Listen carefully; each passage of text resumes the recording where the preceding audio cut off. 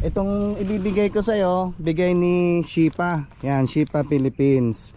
Yan, sakto yan, ano? 90-80-14 tubeless yan. So, Atan, kamusta? Okay naman po. Wala kayong pasok ngayon? Wala po. 'Di ba sabi ko dati nung yung last na nag-usap tayo na may sorpresa pa ako sa'yo? Opo. Ayun. Ngayon, dala ko.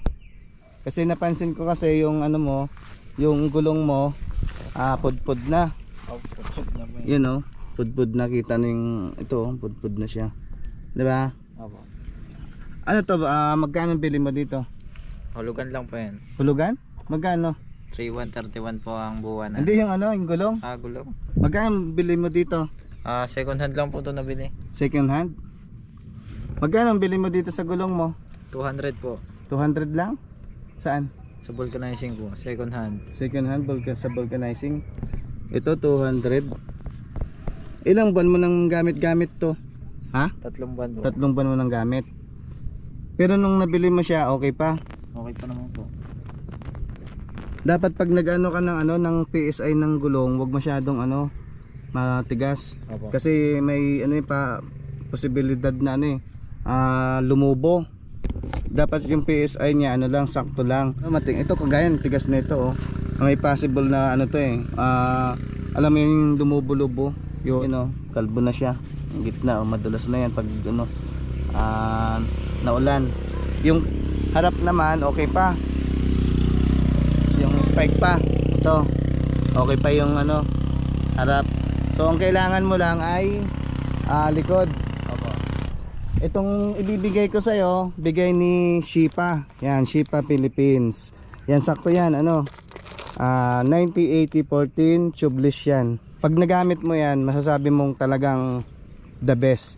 Makapit yan, kahit sa ulan, rough road, kita safety, durability, and performance. Tapos, lang siya, murang-mura. Mura, pero yung quality niya, andyan. So sana kahit pa paano ay makatipid ka sa pagbili ng ng gulong mo, no?